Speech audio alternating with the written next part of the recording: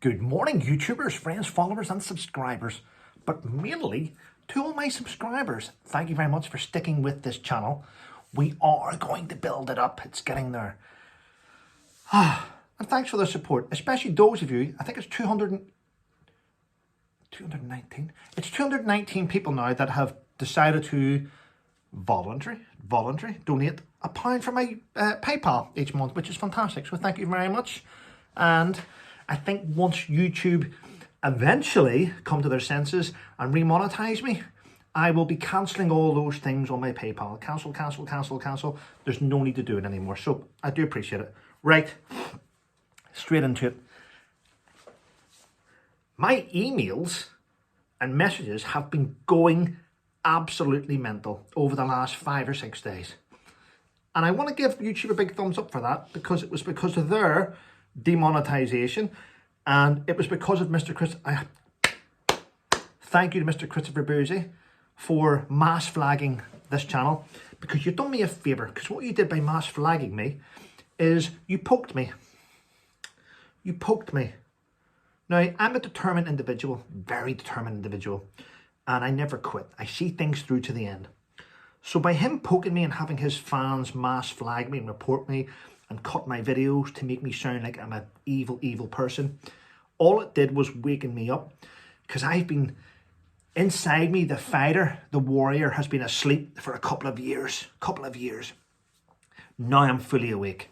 Not only am I fully awake, my connections in the MSM, in the media, in the TV and the radio is colossal. You've only got to go through my Twitter account and count the 163 journalists that are there.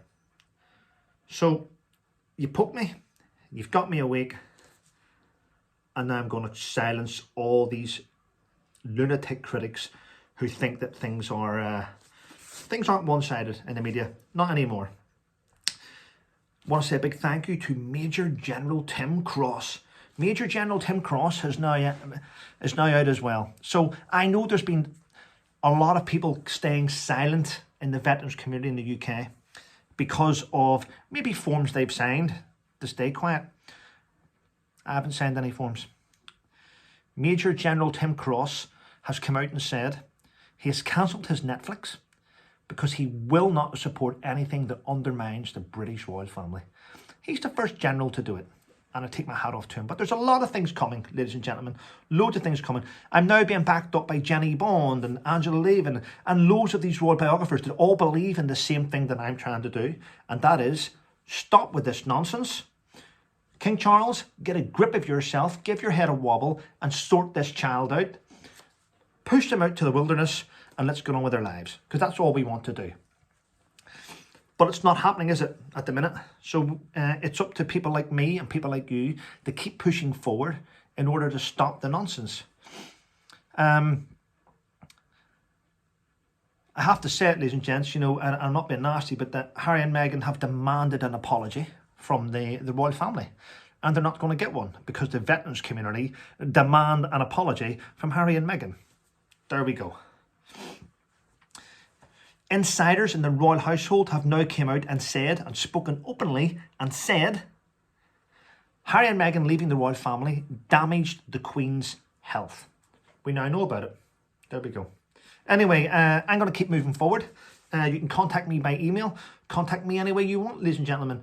And I refuse to stay silent now. And I've got the world's biggest platform to speak out on. So thank you very much. Thanks to the Express for the wonderful interview. Thanks to Sean Raymond at the Mirror and People for a wonderful interview. And thanks to the Mail Online for a wonderful interview. Thanks to Patrick Christie, who I'll be doing a lot of things with in the near future with veterans. Thank you for the support, Patrick. Thanks to Matthew Marsden for putting me in touch with Dana Lash.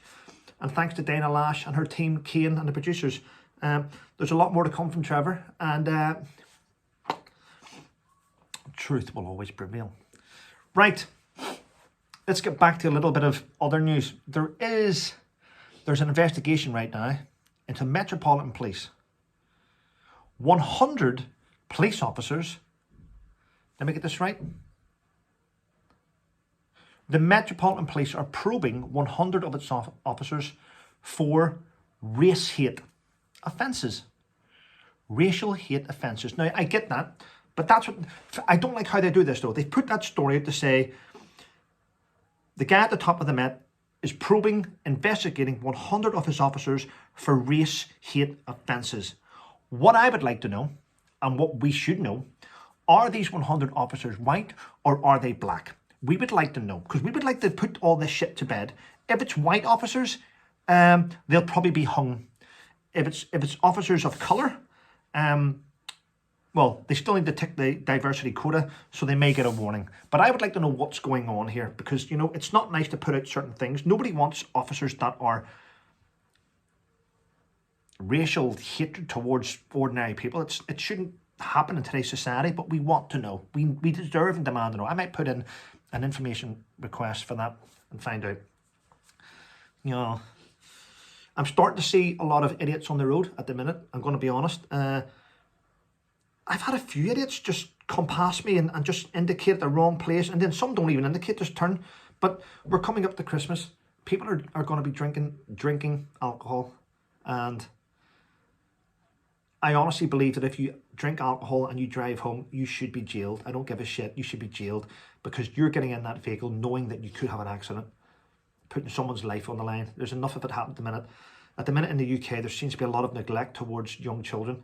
I don't know why. I know that 4 young boys died on the lake playing, and one tried to recover them. But parents that have children and neglect them, I think it's shocking. I think that should be a lifetime. It should be a lifetime. In fact, you know what? If I'm honest, I am going to stand for Member of Parliament against Theresa Coffey in Suffolk.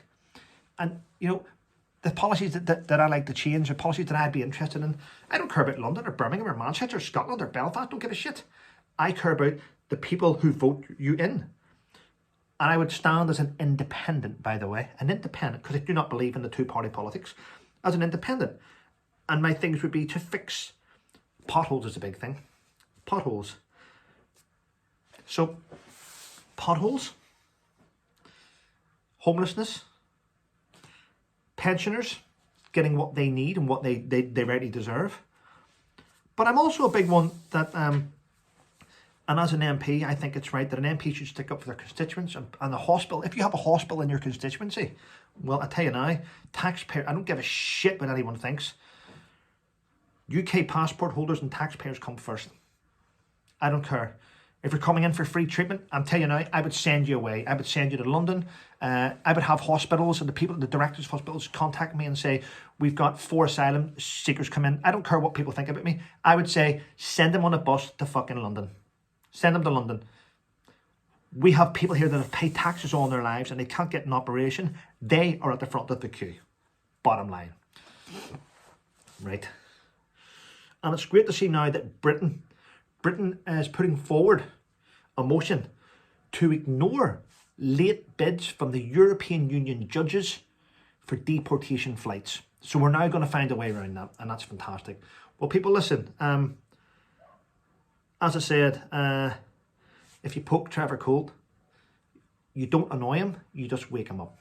Thanks for watching, ladies and gents. I appreciate your support. Take care.